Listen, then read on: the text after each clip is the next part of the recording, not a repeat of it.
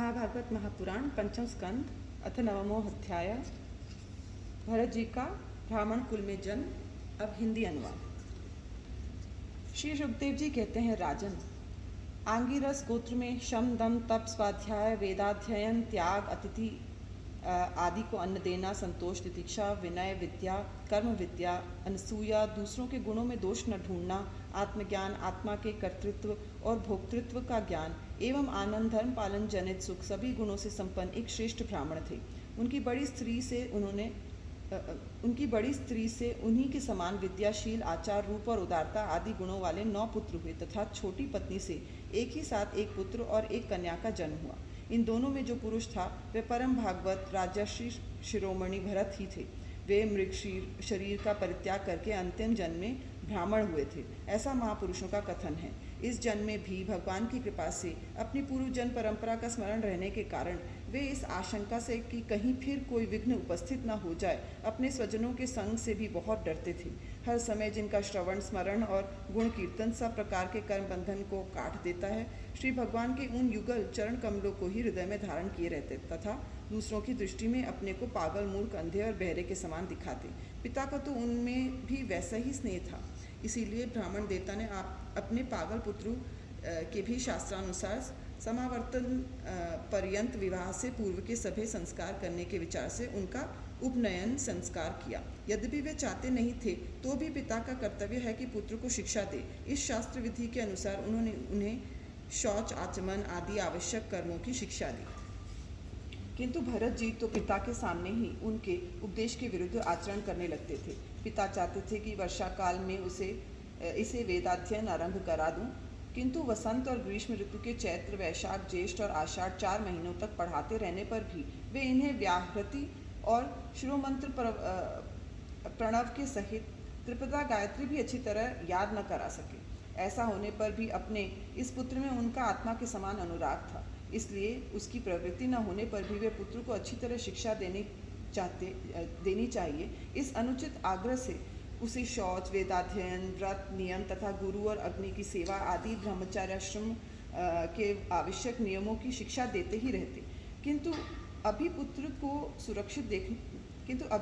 सुरक्षित देखने का उनका मनोरथ पूरा न हो पाया था और स्वयं भी भगवत भजन रूप अपने मुख्य कर्तव्य से सावधान रहकर केवल घर के धंधों में ही व्यस्त थे कि सदा सजग रहने वाले काल भगवान ने आक्रमण करके उनका अंत कर दिया। तब उनकी छोटी भार्या अपने गर्भ से उत्पन्न हुए दोनों बालक अपनी सौत को सौंपकर स्वयं सती होकर पतिलोक को चली गई। भरत जी के भाई कर्म कांड को सबसे श्रेष्ठ समझते थे।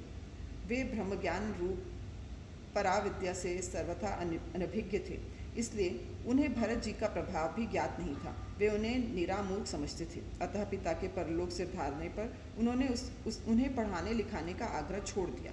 भरत जी को मानापमान का कोई विचार न था। जब साधारण नर पशु उन्हें पागल मूर्ख अथवा बहरा ठहराकर पुकारते तब वे भी उसी के अनुसार भाषण करने लगते। कोई भी उनसे कुछ भी काम कराना चाहते तो वे उनकी इच्छा के अनुसार कर देते। बेगार के रूप में, मजदूर के रूप में मांगने पर अथवा बिना मांगे जो भी थोड़ा बहुत अच्छा या बुरा अन्न उन्हें मिल जाता, उसी को जीभ का जरा भी स्वाद न देखते हुए खा लेते। अन्य किसी कारण से उत्पन्न न होने वाला स्वतः सिद्ध केवल ज्ञानानंद स्वरूप आत्मज्ञान उन्हें प्राप्त हो गया था। इसीलिए शीतोष्ण मानापमान आदि द्वंद्वों से होने वाले सुख दुखादि में उन्हें देहाभिमान की स्फूर्ति नहीं होती थी।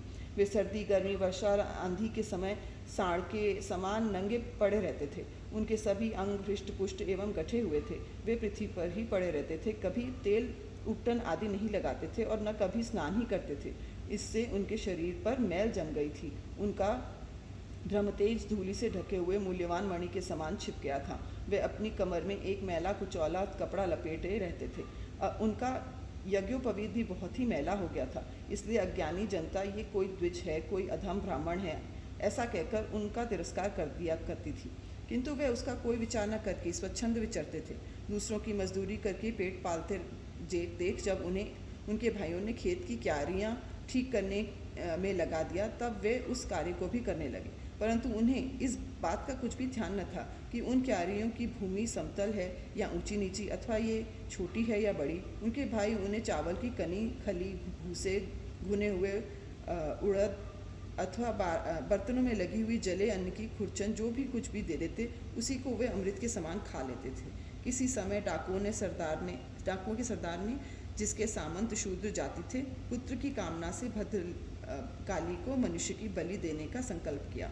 उसने जो पुरुष पशु बलि देने के लिए पकड़ मंगाया था, वह दैववश उसके फंदे से निकलकर भाग गया। उसे ढूंढने के लिए उसके सेवक चारों ओर दौड़ते, किंतु अंधेरी रात में आधी रात के समय भी उसका पता न लगा। इसी समय दैवयोग से अकस्मात उनकी दृष्टि उन आंगिर सगोत्रीय ब्राह्मण कुमार पर पड़ी, जो वीरासन से बैठे हुए मृग वरादि जीवों से खेतों की रखवाली कर रहे थे।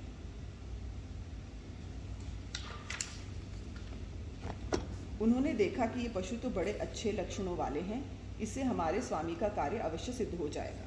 ये सोचकर उनका मुंह आनंद से खिल उठा और वे उन्हें रस्सियों से बांधकर चंडिका के मंदिर में ले आए।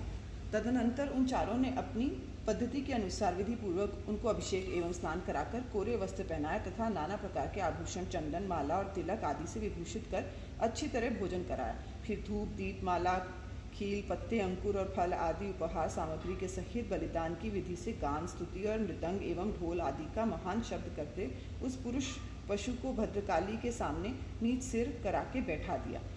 इसके पश्चात दैत्य राजा के पुरोहित बने हुए लुटेरे से उस नर पशु के रुधिर से देवी को तृप्त करने के लिए देवी मंत्रों से अभिमंत्रित एक तीक्ष्ण खड़ग उठाया। चोर स्वभाव से तो रजोगुणी तमोगुणी थे ही, धन के मद से उनका चित्त और भी उन्मत्त हो गया था। हिंसा में भी उनकी स्वाभाविक रुचि थी। इस समय तो वे भगवान के अंश स्वरूप ब्राह्मण कुल का तिरस्कार करके स्वच्छंदता से कुमार की ओर बढ़ते जा रहे थे। आपत्ति काल में भी जिस हिंसा का अनुमोदन किया गया है, उसमें भी ब्राह्मण वध का सर्वथा निषेध है। तो भी वे साक्षात ब्रह्मभाव को प्राप्त हुए वैरहीन तथा समस्त प्राणियों के सुहृद एक ब्रह्मर्षि कुमार की बलि देना चाहते थे।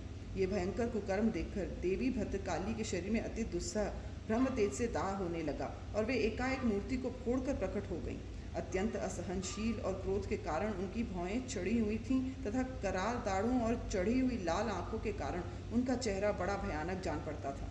उनके उस विकराल वेश को देखकर ऐसा जान पड़ता था मानो वह इस संसार का संहार कर डालेंगी। उन्होंने क्रोध से तड़क कर बड़ा भीषण अट्टहास किया और उछलकर उस अभिमंत्रित खड़ग से ही उन सारे पापियों का सिर उड़ा दिया और गणों के सहित उनके गले से बहता हुआ गरम गरम रुधिर रूप आसव पीकर अति उन्मत्त हो ऊंचे स्वर से गाती और नाचती हुई उन सिरों को ही गेंद बनाकर खेलने लगी। सच है, महापुरुषों के प्रति किया हुआ अत्याचार रूप अपराध इसी प्रकार ज्यों का त्यों अपने ही ऊपर पड़ता है। परीक्षित, जिनकी देहाभिमान रूप सुदृढ़ हृदय ग्रंथि छूट गई है, जो समस्त प्राणियों के सुहृद एवं आत्मा तथा वैरहीन है, साक्षात भगवान ही भद्रकाली आदि भिन्न भिन्न रूप धारण करके अपने कभी न चूकने वाले कालचक्र रूप श्रेष्ठ शस्त्र से जिनकी रक्षा करते हैं और जिन्होंने भगवान के निर्भय चरण कमलों का आश्रय ले रखा है, उन भगवत भक्त परम हंसों के लिए अपना सिर काटने का अवसर आने पर भी किसी प्रकार व्याकुल न होना, ये कोई बड़े आश्चर्य की बात नहीं है। इति श्रीमद्भागवते महापुराणे पारमहंस्यायां संहितायां पंचमस्कन्धे जड़भरतचरिते नवमोऽध्यायः।